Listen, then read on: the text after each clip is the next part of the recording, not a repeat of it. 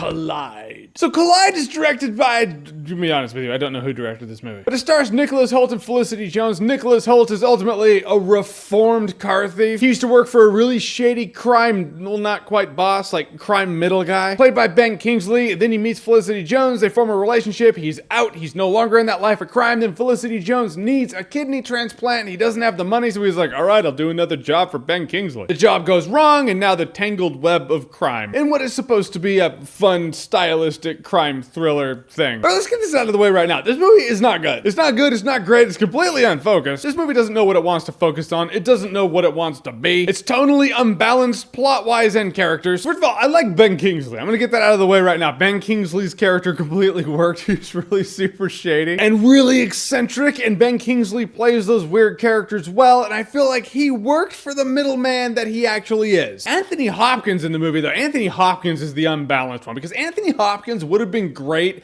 as the really stoic, scary businessman that will wipe out your entire family without batting an eye, which he is for half of his performance, and then the other half, he's kind of like a Ben Kingsley ripoff. He's also kind of an eccentric, crazy mob boss, and he shouldn't be that. Not only is it completely different than his other half of his persona, but you already have that. You already have the crazy, eccentric old dude in the movie. Why do you need another one? Worked for Ben Kingsley's character, not so much Anthony Hopkins' character. And if we're staying on Anthony Hopkins' character for a little bit, it always irritates me when these head crime bosses go out there and get their hands dirty. They wouldn't do that. That's how crime bosses don't get caught, is they don't have their hands dirty out there. They're not out there killing people. They have goons that are there for that. Your goons will take care of it. Use your goons well. And he kind of does, until Anthony Hopkins goes out there and shoots people, and you're like, why are you doing that? You're just setting yourself up to fail, man. You're setting yourself up to get caught. We live in a technological wonderland of cameras and cell phones. Man, you are one step away from rotting behind bars forever. That's basically what this movie is. It's like it does stylistic shit because the person who made the movie thought it would be cool to do that, but really it makes no sense. If you use any logic or reason while watching this movie, the movie's just gonna unravel and fall apart. If you want to stop your brain from doing that, I feel like you can watch this movie and enjoy it. But again, if you start using your brain, it's gonna fall apart. I'm not saying you should or should not do that. I'm saying that's the information. Do with it what you will. Watch the movie if you want to, but now you know how you have to watch the movie. There are some pretty sweet car chases in this movie, though. I will give the movie that. Car chases and hits. There's a couple times this car will just hit a concrete something,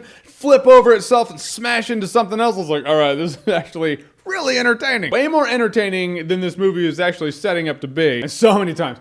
All right, this is the part when I said if you use your brain, the movie's gonna unravel. It's moments like this. So many times Nicholas Hoult is being shot at while he's in a car or he's on foot running, and I'm like, that dude is dead. He is Swiss cheese. Nope, he made it through. Not a scratch on him. A couple of times I was like, these cars have bulletproof glass. That's how he's living through this, right? Nope, then the glass shatters. You're like, no, not bulletproof glass. Dude is just dodging bullets by sitting there in a car. Amazing. Guys, in the end, Collide is absurd, and there's a part of me that says there's enjoyment to be had in this movie. Whether it be Ben Kingsley's eccentric performance or the fun chases that happen in the movie, it's just everything else built around the movie is not so good. I was going to say this movie's a good time if you're drunk because of that, but then I started thinking about it. I was like, I feel like if you drink and then watch this movie, you're just gonna get bored and fall asleep. So I gotta say, Collide, you're not gonna remember this one in T-1 day. Yep, already forgot. All right, guys, you're not gonna see Collide. Let's be honest here. So I'll ask you, what's a surprisingly good crime movie or heist movie you thought was gonna suck, but you actually enjoyed? Whatever it is, whatever you think, comment below, let me know. And as always, if you like what you've seen here and you want to see more, click right here to see more.